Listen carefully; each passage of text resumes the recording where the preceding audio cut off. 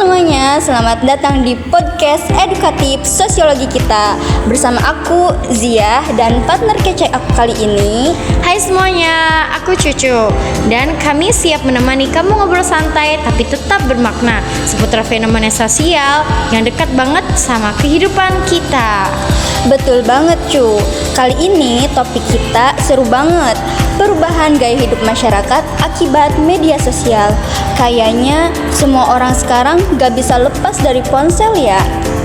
Iya, bahkan bangun tidur pun yang pertama dicari bukan air minum, tapi notifikasi. Tapi dibalik semua itu, ternyata ada perubahan besar dalam cara hidup kita, berinteraksi, bahkan berpikir. Yuk kita bahas bareng-bareng. Ayo. Kalau dulu, orang lebih sering ngobrol langsung, ketemu di warung, di sekolah, atau di teras rumah. Sekarang, semua serba digital. Cukup chat, story replay, atau kirim emoji.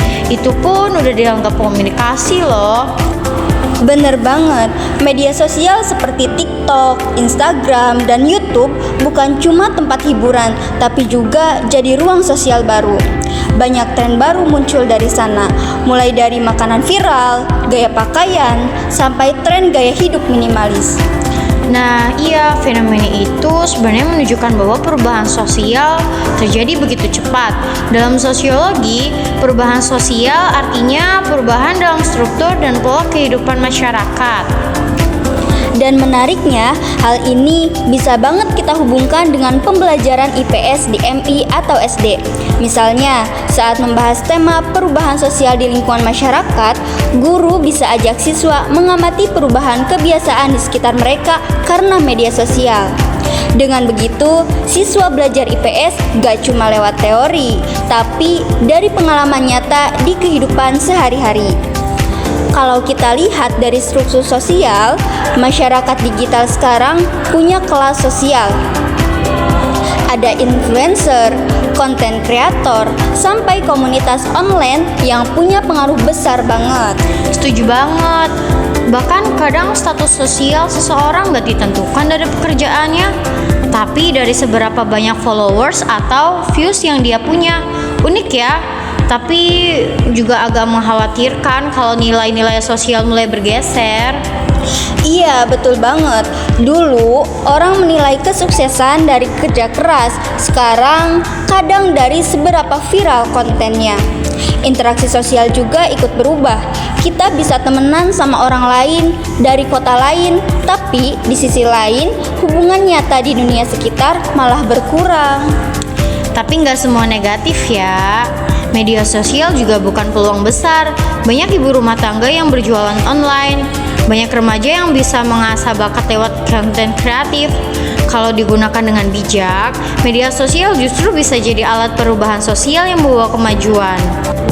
Nah, dalam pembelajaran IPS di SD, fenomena ini bisa dijadikan contoh contextual learning.